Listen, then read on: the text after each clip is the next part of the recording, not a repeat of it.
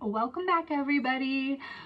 I waited so long to do the recap because I honestly wanted to wait and see if any more clues came out about Devin. There's been a few trickling in, but basically we witnessed a masterpiece on Tuesday. I mean, what an incredible piece of television. Absolutely devastating.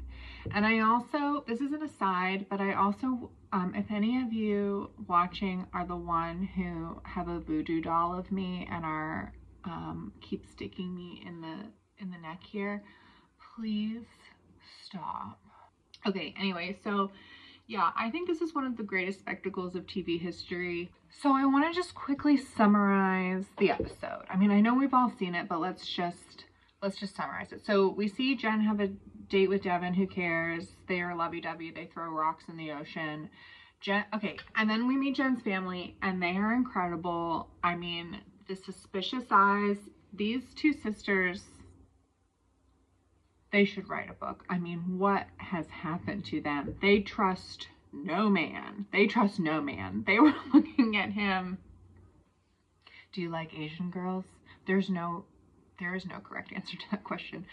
Also, her brother, amazing. I mean, he was also suspicious, but he was also a very calm listener, and I think it was the best moment of Jenn's whole season. The most actual view of love that we have seen the whole season is the moment where they tell each other how much they mean to each other and he cries and they hug. It was a really beautiful moment. Marcus meets the fam. Again, they're kind of like, so you love Jenn? And he's like, I'm really trying to get there. And he just can't get there.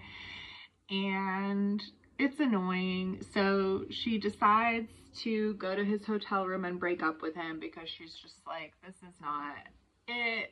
And there's been kind of a lot of, I feel like maybe a lot of criticism of Jenn about this, because they're like, oh, when he finally said, well, I do love you, Jenn, and then she does that, like, she like looks up at him and then she's like, well, why do I feel so shitty? And it's like, well, because it shouldn't really be this hard. Like, actually falling in love is supposed to be really fun and it's not supposed to be people crying. So if you're crying, it's not love, or, you know, like this early. Anyway, so she decides to let him fly free, and then she decides that she is going to propose to Devin because she wants him to feel chosen. And then they stop the show and he says, well, we're not going to show this beautiful moment because something terrible happened. And then Jenn finally comes out and she is just sobbing out of the gate, sobbing, crying. It was hard to watch. I don't even think I've ever seen an episode of Oprah where somebody was crying, sobbing like this. Like, this is prestige television. This is prestige reality TV. And she tells us that once the cameras were off, it was like lights out. Devin immediately turned a cold shoulder, stopped texting her, stopped calling her, and that he did indeed, and he broke up with her a month ago, and that he immediately regretted getting engaged, and that he was not in love with her, and he didn't think he had ever been in love with her. Just a slasher flick. It was just a slasher. Some things have come out. She was kind of holding it. He comes out on stage. She holds his feet to the fire. She's like, you broke up with me over a 15-minute phone call. And then he leaked some screenshots of their texts, I think, to show that he did intend to break up with her in person in the happy couples suite or whatever, but that she forced it out of him on the phone call. But I know exactly what happened was that he was like, hey, we need to talk. And she was like, her stomach dropped into her toes. And then she was like, well, just tell me what it is that we need to talk about. And he was like, oh, well, I want to tell you in person. And she's like, fuck you, just fucking tell me. I'm going to be tossing and turning all night. Sorry, it's like radiating down my arm, this muscle spasm. Anyway, so then he told her on the phone So I think he was trying to prove, he was like, no, I was trying to be a good guy. It's like, the ship has sailed on that, Devin. I was hoping that Jesse would get some sort of explanation from Devin, like what happened, like what actually happened, like what was going through your mind. I think it's kind of, I don't think we're gonna get that explanation. Like, we're not gonna get closure, just like Jen's not gonna get closure. I think what probably, like, if I had to try to explain it to myself, I'm just kind of like, well, I think kind of the same thing that happened to Sam. I think Devin was in the throes of the competition. He was projecting a lot onto Jenn. You want the thing that you can't have. And then he finally got the ungettable girl, and the veil lifted. He snapped out of it, and he looked around and he was like, holy shit, I'm engaged to a stranger. And I think he was just like, oh my God, oh my God, oh my God. What do I do? I can find it really hard to imagine that somebody would go on this show and say all these things, tell her mother that he would never abandon her like her father. Like, it's really hard for me to imagine that all of that's premeditated. I mean, that is crazy. There has been a little, I saw today on the internet, I think it was on Dumois, that somebody 2 weeks ago snapped a picture of Devin with another girl at another place, and that was after they were already broken up. Yeah, I mean, what a dog. What a down dirt. He does not, you know, and we all thought that Marcus was going to be the big, you know, disappointment, but he gets off scot-free. I mean, he's probably going to fade into the void because of his Reddit thread. I don't think we're going to see Marcus in paradise. We might see Devin. Okay, so the first and the largest reason that I think this is one of the greatest episodes of TV is because not only did Devin trick Jenn, but he tricked all of us. Because usually, and one of my favorite things to do is watching The Bachelor is watching while I'm reading Twitter, because I like to see everybody's opinions and everybody getting all hot and bothered. And most of the time people are like, well, don't they know what show they signed up for? Duh, like, why are they getting upset about this? Or like, this is an overreaction, or like, this person's a bitch, or this person's a slut, or this guy is stupid, or this guy is full of shit, or whatever. Like, everybody's like so right. They think they've got everyone pegged. And this time, everybody was screaming at Jenn to pick Devin because he was the one who was seemingly had an open heart and really loved her and was telling her all the things she wanted to hear. And then we all got egg on our face. He tricked us all. And then we all have to say, like, oh my God, the guy that we thought was the villain, Sam, he was actually not that bad. He might actually have been genuine. Like, what are the odds of 2 socios on this show? Like, maybe high. I don't know. But so I just love that. It's like, we all got taken for a ride. And that's exactly what dating's like, because you don't know when somebody's lying to you. I want to say, like, nearly impossible to tell, like, because you want to believe that they love you and wouldn't lie to you. You want to believe that you're lovable. You want to believe that you love this person, so you give them the benefit of the doubt, and you want to be a trusting, open person. So this scenario is actually more common than people like to admit, and I think everyone's always like, oh, we should have seen it coming, should have seen it coming. None of us saw it coming. And that's how easy it is to get duped by a dumb idiot man who doesn't know who he is. It's like crazy. So I just love it.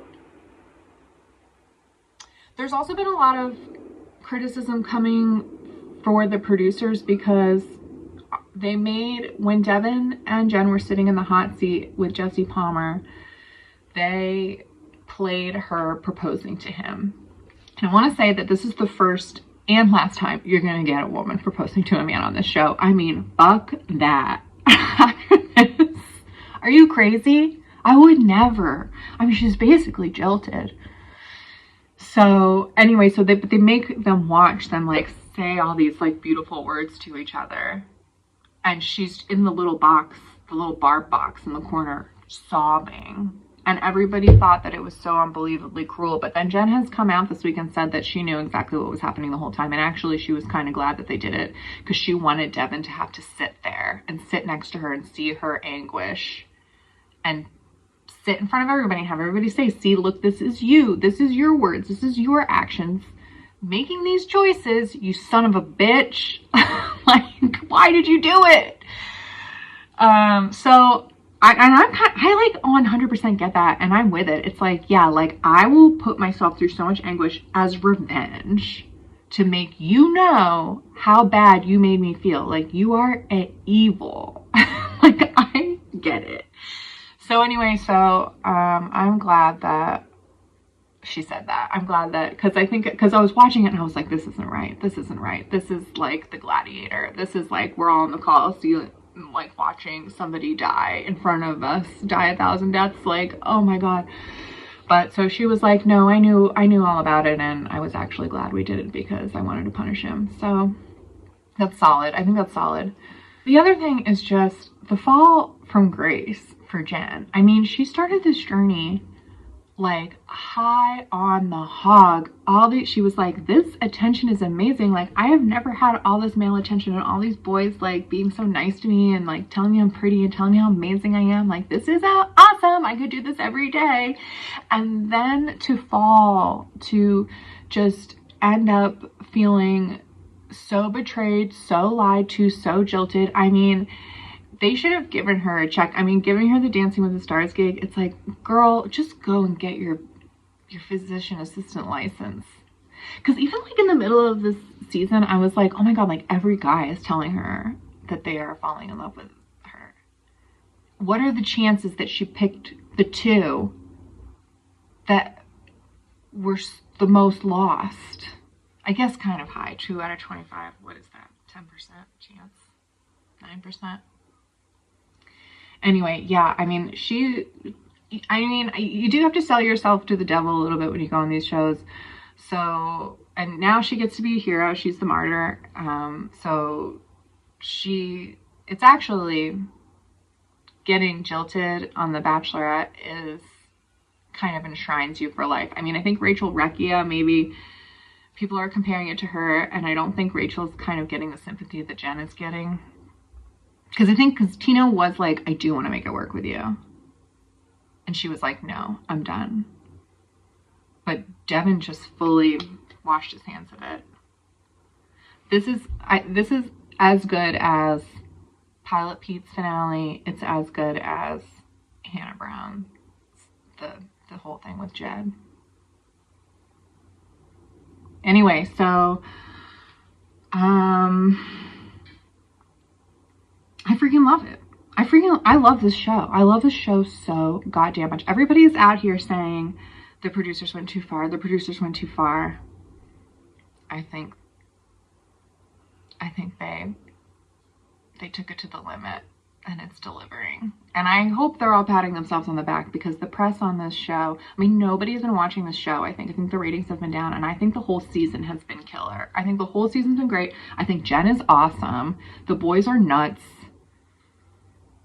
And what can I say? I mean, I love trash. I love mess. I'm praying Nick Viall does an interview with Devin soon so that we can just hear the little weasel squirm as he tries to say words good. You know, like, I just want to hear that asshole Nick Viall just needling Devin. Like, he's the only one who is smarmy enough to really get revenge on Devin while also getting honest as we can get. Because I don't think Devin knows why he did what he did. I think he's lost. I think he's 100% lost. Yeah, so that's it for me. 10 out of 10 season. Hopefully I'll have enough time to recap Joan, and hope everybody's having a great September. Saying goodbye to summer is never fun, but what a ride. All right. Peace out. Bye.